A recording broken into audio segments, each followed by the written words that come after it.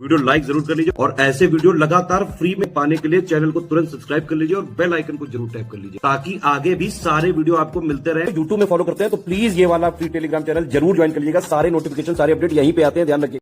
नमस्कार दोस्तों, तो हिस्ट्री के 500 क्वेश्चन हम लोग कर चुके हैं हिंदी के, जो भी PYQ हैं, ठीक है।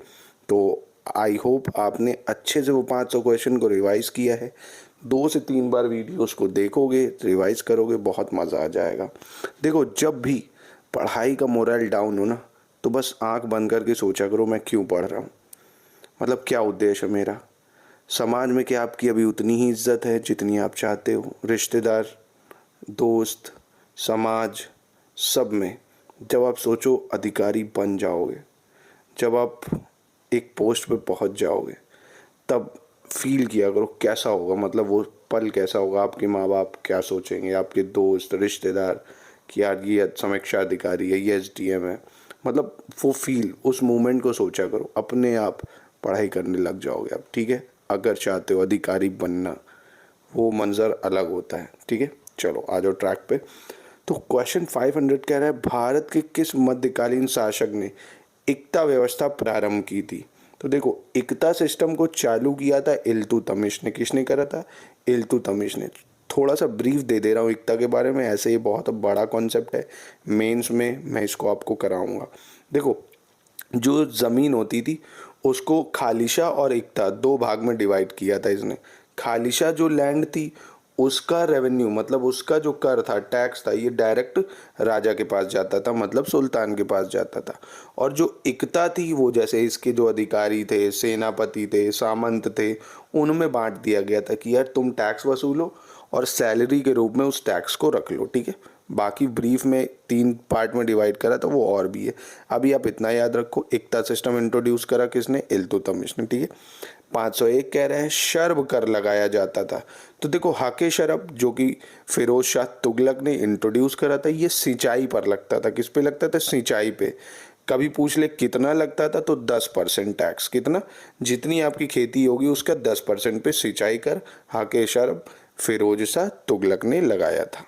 505 कह रहा है, किसके सिक्कों पर बगदाद के अंतिम खलीफा का नाम सर्वप्रथम अंकित हुआ था? तो देखो, इल्तुतमिश के जो सिक्के थे उसमें बगदाद के जो अंतिम खलीफा का नाम था वो अंकित हुआ था। अब अगर पूछ ले भाई बगदाद का अंतिम खलीफा था कौन तब, तो वो थे बगदाद के अब्बासिद खलीफा। कौन थे? बगदाद के अब्बासिद खलीफा, याद रखिएगा। चलिए, क्वेश्चन 506 कह रहे हैं, निम्नलिखित में से किसने कुतुब मीनार के निर्माण में योगदान नहीं दिया था? तो ये मैंने लास्ट लेक्चर में भी कराया था। तो देखो, कुतुबुद्दीन ऐबक इसने शुरुआत करी, इल्तुतमिश ने उसमें 3 मंजिलें बनवाई, ठीक है। बाद में 2 मंजिलें बनवाई फिरोज शाह तुगलक ने, ठीक है। मतलब अलाउद्दीन खिलजी का उसमें कोई रोल नहीं था, याद रखिएगा। 3 लोग का रोल है, कुतुबुद्दीन ऐबक, इल्तुतमिश, फिरोज शाह तुगलक। 502 क्वेश्चन कह रहे हैं, सल्तनत काल के 2 प्रमुख मुद्राओं का पता निम्नलिखित कूट से करें। तो देखो, दिल्ली सल्तनत के दाम नहीं, जीतल हाँ, रुपया नहीं, टंका। तो जीतल और टंका ये इल्तुतमिश ने चलाया था, पहली चीज़। दूसरी, जीतल जो था ये कॉपर का कॉइन था, मतलब तांबे का था। टंका सिल्वर, मतलब चांदी का सिक्का था, ठीक है। जीतल और टंका इल्तुतमिश ने चलाया था। 507 कह रहा है, निम्न में से किस सुल्तान ने कुतुब मीनार की 5वीं मंजिल का निर्माण कराया था? तो अभी बताया ना, फिरोज शाह तुगलक ने। किसने? फिरोज शाह तुगलक ने। इल्तुतमिश ने 3 मंजिलें बनवाई, कुतुबुद्दीन ऐबक ने आधारशिला रखी थी, ठीक है।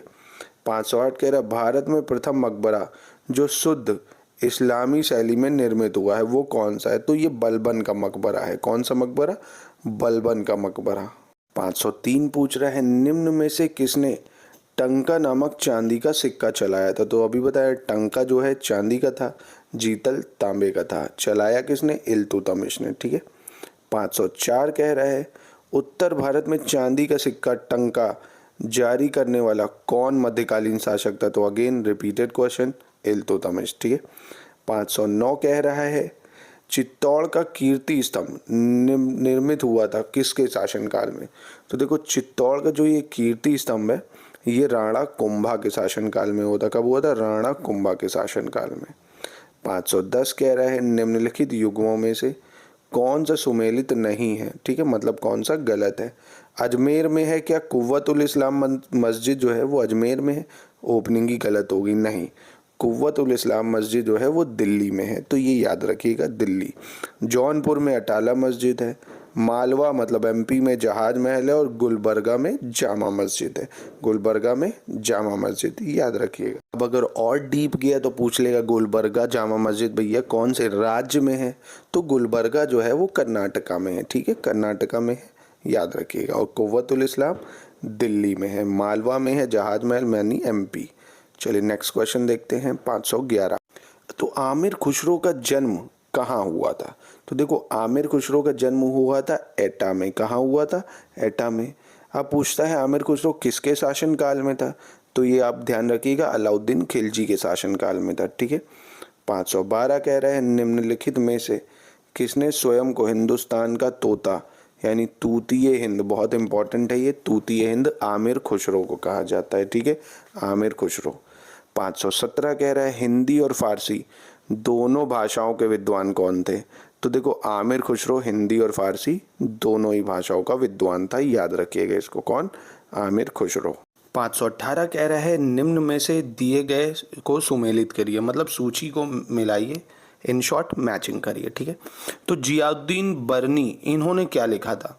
तो जियाउद्दीन बरनी ने लिखा था तारीख ए फिरोज शाही। क्या लिखा था? तारीख ए फिरोज शाही। हसन निजामी इन्होंने लिखा था ताजुल मासिर। क्या लिखा था? ताजुल मासिर।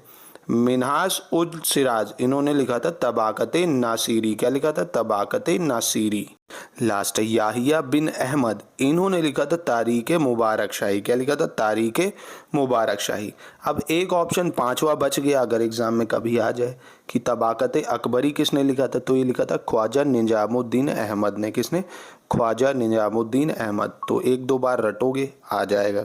थोड़ा डीप में क्वेश्चन था, थोड़ा टफ था, ठीक है। 513 कह रहे हैं आमिर खुसरो ने किसके विकास में अग्रगामी की भूमिका निभाई? तो देखिए आमिर खुसरो ने खड़ी बोली में बहुत ज़्यादा विकास किया, मतलब खड़ी बोली में बहुत ज़्यादा रोल इनका था, तो खड़ी बोली, ठीक है, याद रखिएगा, ऑप्शन सी। 514 कह रहे हैं निम्नलिखित में से कौन फारसी का प्रथम कवि था जिसने अपनी कविता में भारतीय पर्यावरण को चित्रित किया था? देखो फारसी कवि कौन था? आमिर खुसरो था। अभी लास्ट क्लास में करा, कौन था? आमिर खुसरो, ठीक है। और ये अगर पूछ ले किसके शासनकाल में था, तो अलाउद्दीन खिलजी के में था, ठीक है। 519 फिर कह रहा है मैचिंग करो। तो देखो मैचिंग से बहुत क्वेश्चन आते हैं और कभी कभी इन्हीं मैचिंग से एक अकेला क्वेश्चन भी आ जाता है। जैसे तारीखे हिंद ये किसने लिखी थी? तो तारीखे हिंद लिखी थी अलबरूनी ने। किसने लिखी थी? अलबरूनी ने। अब मुझे कमेंट में बताओ अलबरूनी किसके शासनकाल में आया था? अगर लेक्चर को कंसिस्टेंटली फॉलो कर रहे हो तो याद होगा आपको, ठीक है। तारीखे दिल्ली ये लिखी थी आमिर खुसरो ने। किसने लिखी? आमिर खुसरो। अभी बताया ये किसके शासन काल में था। फिर पूछ रहा है रेहाला, रेहाला किसने लिखी? तो रेहाला लिखा थी इब्न बतूता ने। ये भी मैं बता चुका हूँ किसके शासन काल में आया। तबाकते नासिरी, अब बचा कौन? मिनहाज उस सिराज। तो तबाकते नासिरी किसने लिखी? मिनहाज उस सिराज। भाई देखो लेक्चर को कंसिस्टेंटली अच्छे से फॉलो करो तभी आएगा, ठीक है। तो ज़रा कमेंट में बताओ इब्न बतूता, आमिर खुसरो, अलबरूनी ये किसके शासनकाल में आए थे? ये सब मैं पढ़ा चुका हूँ।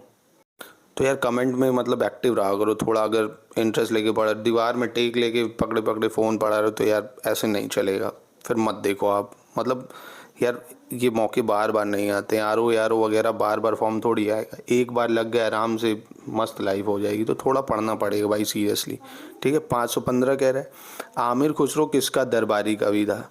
तो आमिर खुसरो जो है ये अलाउद्दीन खिलजी का था, अभी मैंने लास्ट क्लास में बताया आपको, ठीक है। 516 कह रहा है निम्न में से किसको हिंदी खड़ी बोली का जनक माना जाता है? तो अभी कराई हमने, आमिर खुसरो को खड़ी बोली का क्या माना जाता है? जनक माना जाता है।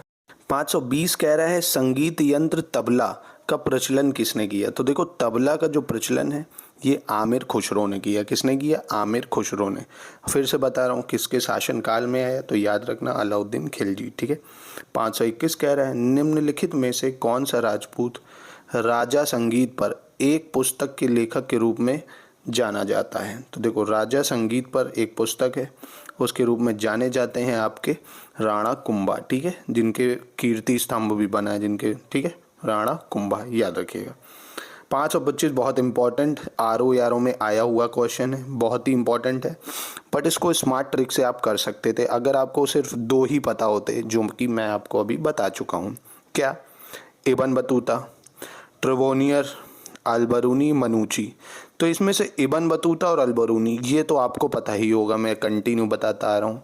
तो देखो, अल्बरूनी याद करो, जब मेडिवल हिस्ट्री शुरू करी थी मैंने बताया था अल्बरूनी सबसे पहले कब आया था? मोहम्मद गजनी के शासनकाल में, मतलब उसी के साथ आया था 1027 के बीच में, ठीक है।